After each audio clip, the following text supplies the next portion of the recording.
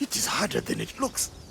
Thanks to a renewed focus on the ideas the series was originally built on, Shadows is the most satisfying Assassin's Creed has felt in years. You can fluidly move from ground to castle rooftop thanks to the best parkour system since Unity, and a grappling hook only makes the journey to a great vantage point even speedier.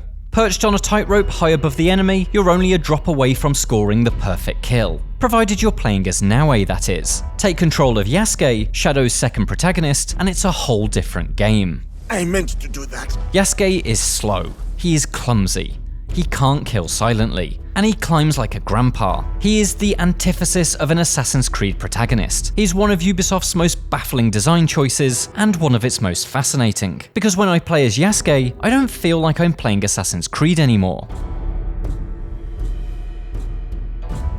I initially found this gulf between Yasuke's ability set and the fundamental philosophy of the series to be incredibly frustrating. What is the point of an Assassin's Creed protagonist who can barely climb and can't perform a silent takedown? But the more I've played as him, the more I've seen merit in Yasuke's design. He's unquestionably flawed, but I think he addresses a couple of very important issues that Assassin's Creed has struggled with over the past few years. A brief starring role in Shadow's prologue aside, you don't get to play as Yasuke until several hours into the campaign. It means your entire settling in period is spent controlling Naoe, a swift shinobi who fulfills the assassin part of Assassin's Creed better than any series protagonist has for a decade. Switching to Yasuke after playing as Naoe for so long is jarring. Who will take the lead? We can sneak in. Or charge through the front gate?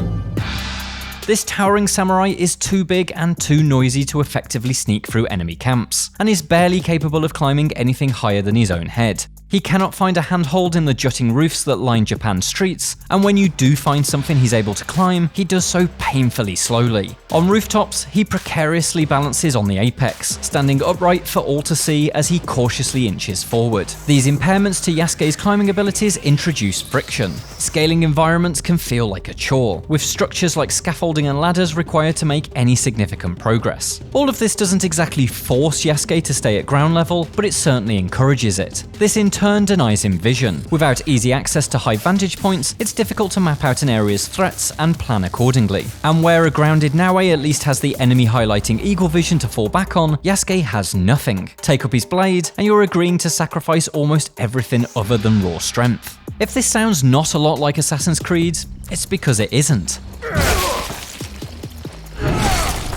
The series has thus far been built around parkour-led exploration. Even when it has delved into areas of history where buildings were rarely more than 1 or 2 stories high, verticality is still a core part of the flow. Being robbed of the series' traditional climbing freedom and forced to follow more prescribed routes makes time spent as Yasuke feel much closer to playing Ghosts of Tsushima than Assassin's Creed, a feeling only emphasized by Yasuke's lack of stealth training and reliance on his samurai sword skills. Embodying Yasuke is to play a game that's first and foremost about fierce combat, something Tsushima is fondly remembered for and Assassin's Creed often criticized over.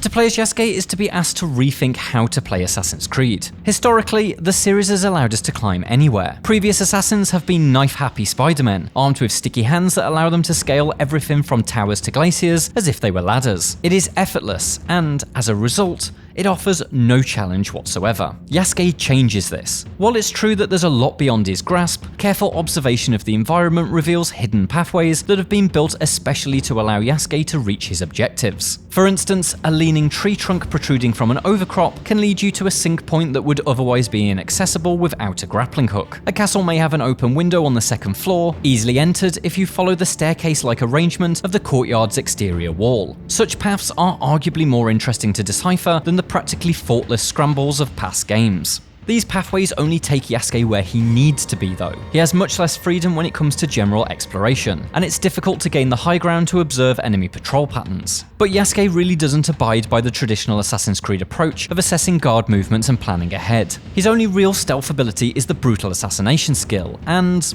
well, just watch him. Look at me! Not exactly inconspicuous, is it? Rather than a takedown, it's an opening move for combat, kicking things off with an instant kill. And when things do kick off, things get good. they get really good. Shadows boasts the best swordplay Assassin's Creed has had in over a decade. There's purpose to each strike and a rich variety of techniques to pull on, from brutal rush attacks to satisfying ripostes. Finishing moves cleave heads from shoulders, an image that creates a clear contrast between Yasuke's abilities and Naoe's stealthy approach. But there's more than just contrast here. The separation of combat and stealth into two characters means there's less bleeding between the two styles. In Origins, Odyssey and Valhalla, far too many quests use direct conflict as the default interaction. As such, action became their primary language. In Shadows, the twin protagonist system safeguards against that. Naoe's relative fragility means she can't go full slaughter mode, and so when combat does break out, you're eventually forced to flee, reposition, and reset the stealth loop. When you want to break from that tension, Yasuke's strength ensures you'll be able to survive the worst Shadows can throw at you. It's the power that he brings to the party that makes him such a tantalizing prospect in combat, especially once his flashy skill tree full of abilities unlocks over time.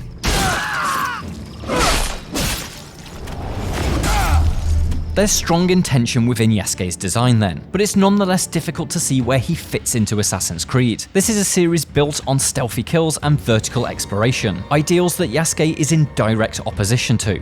While it's true that the likes of Cassandra and Eivor stepped much too far into action territory, they were still able to perform the fundamental actions of an Assassin's Creed lead character. They climbed to the apex of temples and wielded hidden blades. While it is thematically appropriate for Yasuke, who is a samurai and not an assassin, to be bad at stealth and climbing, his design simply means you can't play Assassin's Creed like Assassin's Creed while in control of him.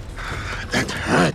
The real problem Yasuke faces, though, is his ally. Naoe is just the better option. She is, mechanically speaking, the best Assassin's Creed protagonist in many years. Her stealth toolkit is complemented by Sengoku period Japan, which allows for the towering verticality of architecture the series has been missing since Syndicate. Combined, these elements allow for an experience that truly fulfills the promise of Assassin's Creed, becoming a highly mobile silent killer.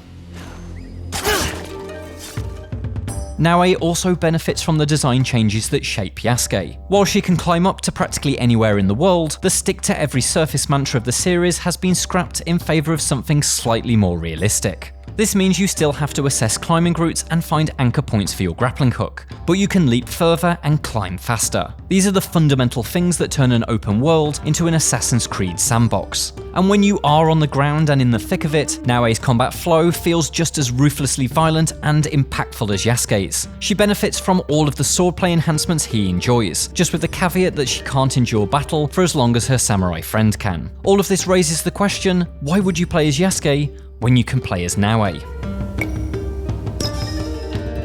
Due to its admirable intent to offer two distinct playstyles with Yasuke and Naoe, Ubisoft has created a double-edged sword. The African samurai plays by very different rules to a classic Assassin's Creed protagonist, which creates a contrasting and reasonably compelling experience that's a genuine first for the series. But he is undeniably in direct opposition to the ideas upon which these games were built, ideas that remain largely unique in the open world genre. So while I'll always find time to return to Yasuke's shoes to enjoy the vicious thrill of his blade, it'll be through the eyes of Naoe that I truly explore Shadow's world. Because when I play as Naoe, I feel like I'm playing Assassin's Creed. I suppose you're right, sir. To a degree. For more from Assassin's Creed, check out our review of Shadows and our favourite examples of where the series completely rewrote history. And for everything else, stick with IGN.